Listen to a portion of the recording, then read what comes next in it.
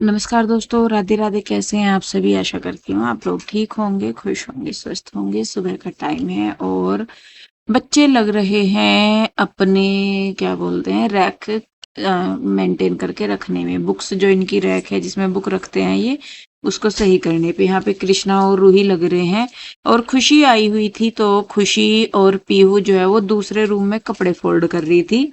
वहां का वीडियो नहीं शूट हुआ क्योंकि कैमरा इन्हीं के यहाँ था। इन्होंने बच्चों ने, मैं तो बाहर कुछ कर रही थी तो बच्चों ने अपने आप ये कैमरा सेट किया था यहाँ पे और अपना जो काम है वो कर रहे थे। तो देखिए, कृष्णा और रूही अपने अपने काम बांट रखे थे इन्होंने कि हम ये कर लेंगे और तुम ये कर लेना। तो यहाँ पे कृष्णा रूही जो है वो रैक लगा रहे थे और रूही खुशी और जो पीयू है वो कहने लगी कि दीदी कपड़े रखे हैं, क्योंकि काफी सारे कपड़े होते हैं बरसात में इकट्ठे होते रहते हैं, सूखते नहीं है ढंग से। तो वो इकट्ठे होते रहते हैं, तो फिर जब वो सूखे थे तो काफी सारे हो गए थे, तो फिर वो दोनों उनके कपड़ों को फोल्ड करने लगी थी। मैं कहा चलो कर लो।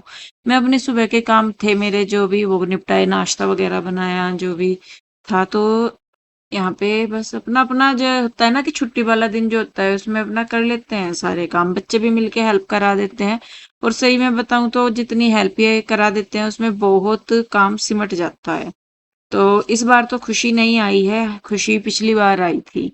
तो ये तब का ही वीडियो है। ये अभी मेरे आगे आया क्योंकि तब मैंने इसको एडिट नहीं कर पाई थी, या ये मतलब वो मैं बता भी रही थी ना आपको, मैंने कहा डिलीट हो गया था वीडियो, तो ये रिकवर हो गया था करने करके। तो फिर मैंने सोचा, मैंने कहा चलो इसको आज आप लोगों के साथ शेयर करती हूँ। ये लास्ट संडे वाला दिन है।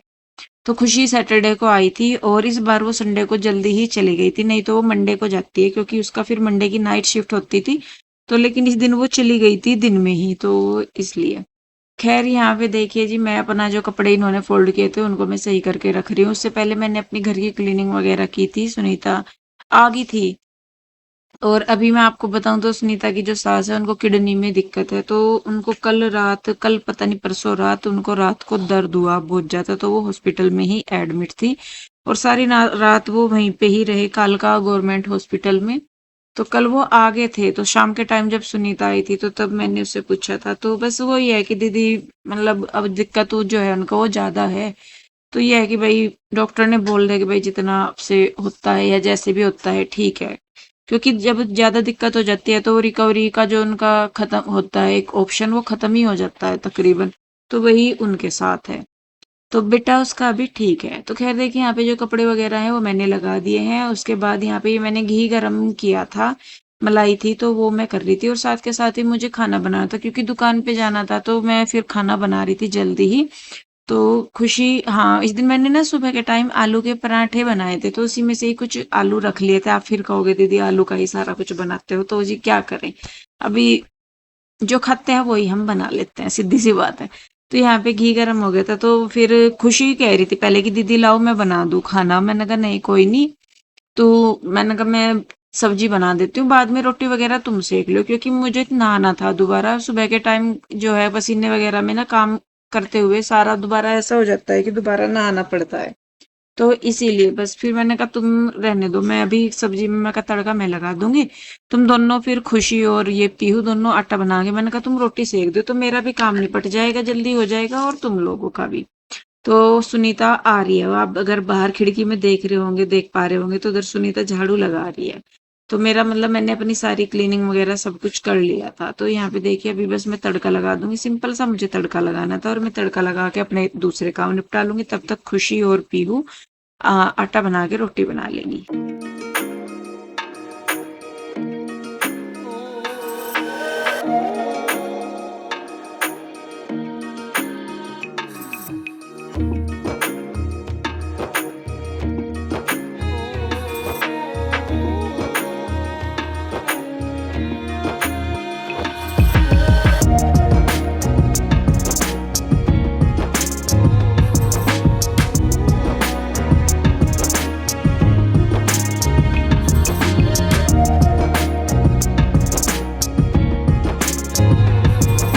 जी देखिए, यहाँ पे पीहू आटा बनाने लगी है और मैं चलते चलते फिर मुझे याद आया कि कान्हा जी के कपड़े हैं, मैंने कहा लाओ इनको भी पानी में को निकाल देती हूँ। मैं यहीं पे ही धोती हूँ, सिंक में ही, मतलब साफ हो जाती है। और आप लोग कह भी रहे थे कि दीदी आपकी सिंक में ये ऐसे कैसे हो रहा। तो जी जब हमने ली तो उन्होंने ना दुकान वालों ने जिन्हों से हमने बताया तो उन्होंने बताया ही नहीं हमें कि ये स्टेन लगते हैं इस पे किसी भी चीज के। तो इसको साफ भी करते हैं ना तो ये थोड़ी साफ हो जाती है, लेकिन वैसे प्रॉपर साफ नहीं हो पाती। और मुझे खुद भी समझ में नहीं आ रहा कि कौन सी चीज है कि जिससे ये बिल्कुल साफ हो जाए, क्योंकि खुद को भी अच्छी नहीं लगती है कि भाई ऐसे हो रही। पूरा रसोई मतलब बिल्कुल साफ सुथरी रहती है और सिंक को देखते हैं तो वो थोड़ा गंदा लगता है देख के। तो प्लीज मुझे कमेंट करके जरूर बताइएगा कि किस चीज से ये जो सिंक है ये साफ हो जाएगी। ये पता नहीं कौन से मटेरियल की है, मुझे तो ये भी नहीं पता लग रहा कि कौन सा मटेरियल है ये जिससे बनी हुई है, क्योंकि जो जिससे ये बनती है वॉश बेसिन वगैरह वो भी साफ हो जाते हैं जल्दी, साबुन से साफ कर लो या कैसे भी। स्टील वाली भी हो जाती है, लेकिन इसका ही मुझे पता ही नहीं चल रहा कि ये क्या है, ये सेरेमिक टाइप है या क्या है, कुछ नहीं पता मुझे। इस पे कोटिंग ही हो रही है जो भी हो रही है ऊपर जिस चीज की भी। अंदर से ये शायद स्टील वाली ही है, लेकिन ऊपर इसके जो कोटिंग हो रखी है वो किसी और चीज की है और मोटी लेयर में कोटिंग है इसकी। तो हमने ये ली थी क्योंकि किचन हमारा मतलब क्रीम से कलर का था या लाइट से कलर का था, तो उसी को ध्यान में रखते हुए हमने ये ली थी। मैंने कहा चलो किचन से मिलती जुलती हो जाएगी। ये कुछ ज्यादा ही है, अब इतनी मिलगी की अलग ही दिखती है। तो खैर जी देखिए यहाँ पे मैं नहा धो के तैयार होके आ गई थी, तब तक रूही पीहू और खुशी ने रोटी बना दी थी और फिर इन्होंने रख दी थी बनने के लिए चाय, क्योंकि चाय भी दुकान पे लेके जानी थी।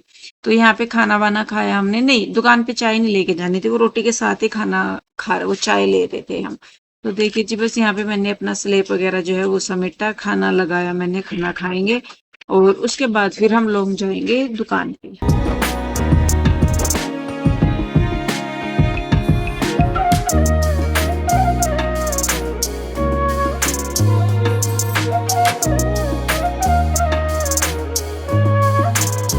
जी सारे काम वाम निपट गए हैं और अब मुझे जाना है दुकान पे।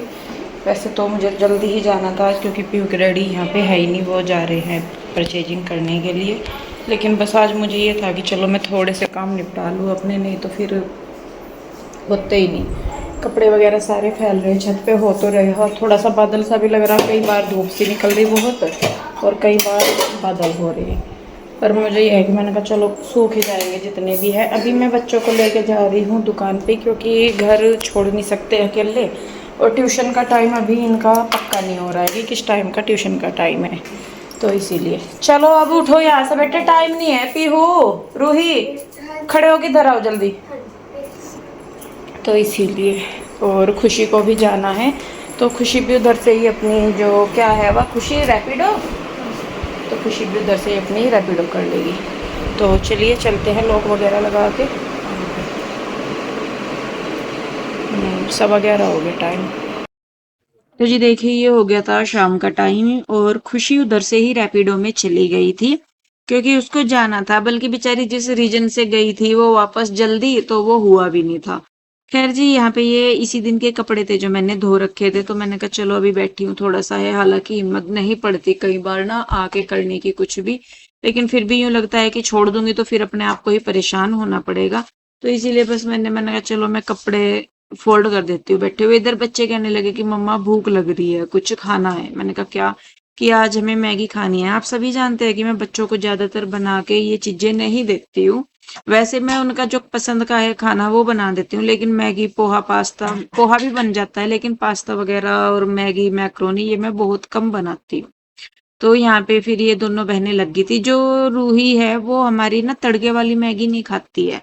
मैं, कृष्णा और पीयू हम खा लेते हैं, पीयू के डैडी तो किसी भी तरह की नहीं खाते। तो रूही जो है वो अपनी मैगी बना रही है और पीहू जो है वो इधर मेरे लिए, अपने लिए और कृष्णा के लिए बना रही है मैगी तड़के वाली।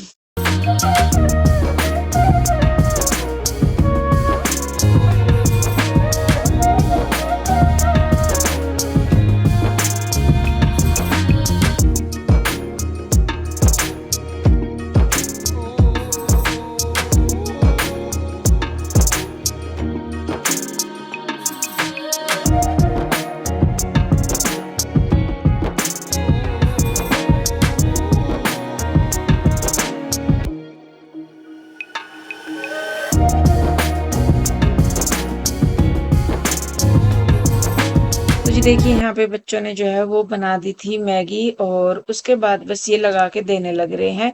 पीहू ही दे रही है, रूही लेके चली गई थी अपनी पहले ही। तब तक मैंने जो कपड़े थे सारे वो फोल्ड कर दिए थे। अभी फिर रात के खाने का भी देखना था कि रात के खाने में क्या बनाना है, क्योंकि बच्चे तो इनमें छक जाते हैं, एक बार को मान भी लें। लेकिन पीयू के डैडी जो है वो तो खाना ही चाहिए उनको, इसीलिए बस फिर उनके लिए मैं सोच रही थी, मैंने कहा कुछ उनके लिए ही बना दूंगी। तो यहाँ पे देखिए जी, जितने कपड़े मैंने फोल्ड किए थे वो सारे मैं ला के अलमारी में ही रख दे रही हूँ। मेरी पूरी कोशिश रहती है कि भाई मेरा काम जो है वो टाइम पे हो जाए, और बहुत मैनेज करने की कोशिश भी करती हूँ।